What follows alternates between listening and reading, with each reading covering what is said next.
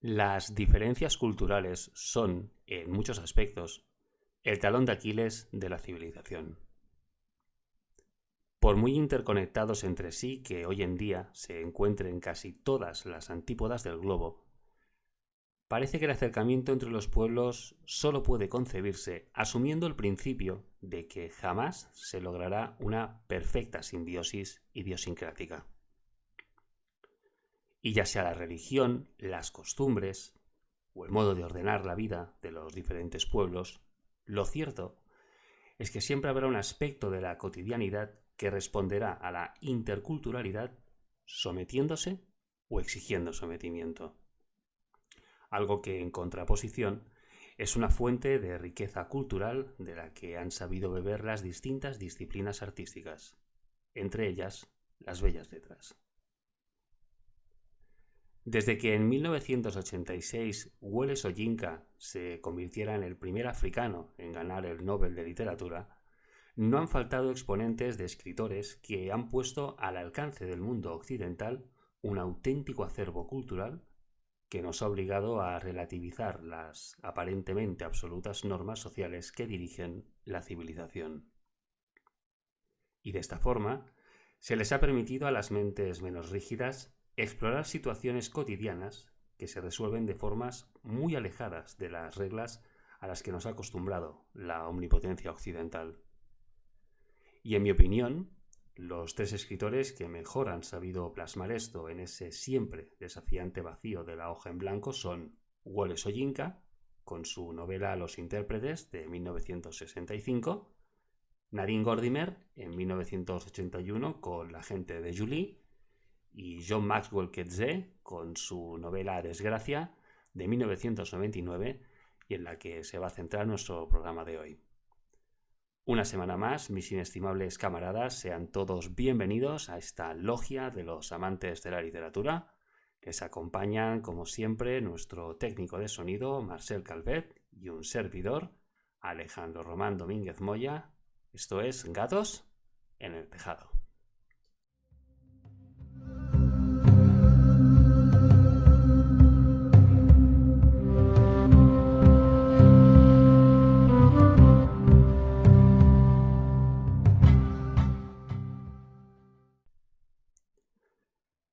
La justicia poética es un recurso que siempre ha dado buen resultado para cerrar esos entuertos en los que la paz es perturbada por un villano, alguien fácil de odiar y que apenas si provoca una catártica reacción en el que presencia una serie de acontecimientos que desembocan de una forma casi artificiosa, materializando el tópico de que a cada cerdo le llega su San Martín. Es ese un esquema que siempre entra bien, porque es deseable, porque parece justo, y sobre todo porque es casi una demanda del público. Y desde luego es, ante todo, un esquema que funciona, porque mantiene engrasado un mecanismo de tópicos que, cuando se saben vender, tienen siempre buena acogida. Y si no, que se lo pregunten a los guionistas de Hollywood. Pero cuando ese antihéroe es una persona normal, que no es un santo, claro, pero tampoco un demonio, sino un pobre diablo, cuando las cuestionablemente éticas andanzas de un protagonista lo convierten inopinadamente en el malo de la trama, la lectura que reclama ese argumento es muy distinta. Es el caso de David Lowry, un profesor de universidad que está ya en la mitad de su cuarentena, imitando un perfil parecido al de Sam Spade del Halcón Maltés, divorciado, buen profesional y hastiado de la vida. Ese hastío es el que lleva a David a buscar consuelo bajo unas faldas. Sin embargo, y he aquí la peculiaridad, esas faldas serán las de Melanie, que no es otra que una de sus alumnas. De Melanie poco se nos dice, aparte de que accede a la seducción de su docente de motu propio, o al menos es lo que ella misma mantendrá hasta que esa prohibida y secreta relación se destape. Más allá de la cuestionable ética de sus acciones, David será sometido no solo al juicio del comité ético de la universidad, sino al de unos padres puritanos que se niegan a aceptar que haya existido consentimiento, al de un novio bravucón herido en su orgullo de semental y al de una sociedad sedienta de morbo y escándalo. Será entonces cuando David, repudiado por la institución académica, decida recluirse en la granja de su hija. Y allí descubrirá un sinfín de cosas que van a poner a prueba su oposición a esa sociedad retrógrada que le ha segregado. Pues allí va a ser testigo de los extremos a los que puede llegar el ser humano, de cómo la sociedad es capaz de excusar actos atroces para conservar las apariencias, y va a recibir una auténtica lección sobre cómo, a menudo, conservar la armonía y la cotidianidad que él lamenta haber perdido conlleva un precio que ni él estará dispuesto a pagar, ni querrá que los demás lo paguen. Y nos vamos a detener aquí, como siempre, para invitarles a la reflexión. Y creo que la reflexión de hoy debería estribar tanto en el aspecto cultural como en el psicológico. Porque lo que más les va a llamar la atención va a ser el contraste entre esa actitud de David cuando sea acusado de abuso de poder y vean luego cómo despotrica de su hija por no querer denunciar el abuso, el que con otro poder, pero abuso a fin de cuentas, ejercen contra ella. Y coincidirán conmigo en lo pasmoso que resulta ese cambiante punto de vista que ofrecen las cosas, más cuanto más de cerca éstas nos afectan. Eso es particularmente significativo cuando existen barreras culturales o generacionales, pero también psicológicas, como esas que van a apreciar entre David y su hija, cuando adviertan cómo, para David, el ser acusado de violación es algo tabú, algo que no le va a decir a nadie, mientras que para Lucy el tema de la violación será algo de lo que rehúse hablar, pero no por lo que diga la gente, sino porque es algo que no querrá decirse a sí misma.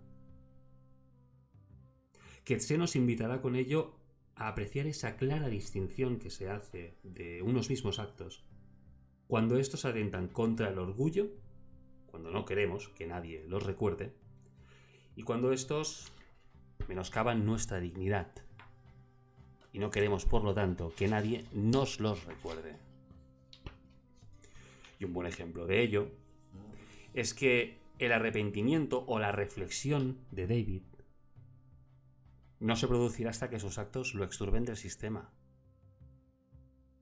Él no se va a plantear hasta ese momento si lo que ha hecho está bien o está mal. Y con ello, Coetzee está criticando a aquellos que operan supuestamente midiendo sus atrevimientos según lo que es o no es correcto, cuando en realidad lo que hacen o dejan de hacer depende de si les parece o no conveniente. Estará mal, claro, que un profesor mantenga relaciones con una alumna, pero a David eso le parecerá que fue poco conveniente, como poco conveniente será su actitud para muchos cuando busque justicia para su hija y se vea obligado no solo a aceptarlo, sino a reconocer que él mismo ha sabido aprovecharse en su momento de aquello que solo le parecía falto de conveniencia. Y es esta una crítica aplicable también a los poderes fácticos. Esos que verán una relación poco ética como una violación, pero que tacharán de desafortunado e inevitable incidente una verdadera agresión sexual cuando ésta ocurra fuera del territorio sobre el que tienen control, aduciendo que supondría poner patas arriba el orden de un colectivo con el que la civilización lleva años intentando encontrar el modo de coexistir. No nos engañemos. Yo creo que ninguno de nosotros aceptamos a carta cabal todas las reglas del juego democrático. Hay algunas, si no muchas, que sentimos que meramente las soportamos. Y sobre esto sí que me gustaría que reflexionaran a fondo. Sobre esas convicciones que tenemos y que nos hacen pugnar por defenderlas. Porque son ese tipo de cosas que siempre decimos que no son, no pueden ser, o como mínimo no deberían ser. Pero yo les pregunto, por ejemplo, cuando dicen no a la pena de muerte, no a la venganza, no al ojo por ojo, no a pagar con la misma moneda, hay que apostar por la reinserción social porque todos podemos tener un desliz, un traspiés, etc. Yo les pregunto, ¿cuántas de esas cosas creen? ¿Y cuántas pueden decir que conocen? Esas cosas, esas que siempre les pasan a otros, esa madre que muere a manos de su pareja, ese que es arrollado por un coche cuyo conductor luego se da la fuga, ese pobre individuo que es asaltado por un trío o un cuarteto de cobardes que lo desvalijan y lo dejan tirado en plena calle, con apenas un hilo de vida. ¿Esas cosas las conocen? Ojalá, y lo digo de todo corazón, ojalá ninguno de ustedes tenga jamás de conocer nada de todo eso.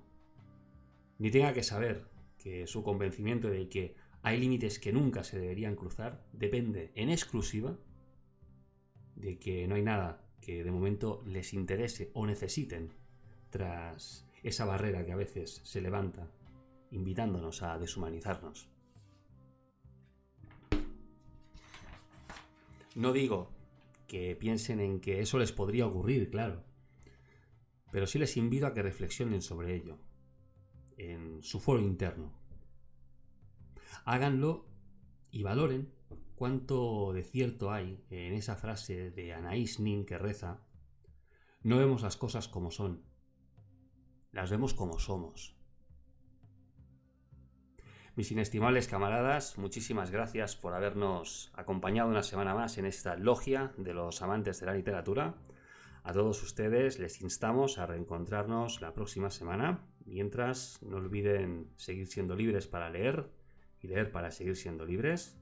Hasta ese momento se despiden de ustedes nuestro técnico de sonido, Marcel Calvet, y un servidor, Alejandro Román Domínguez Moya. Esto ha sido Gatos en el Tejado.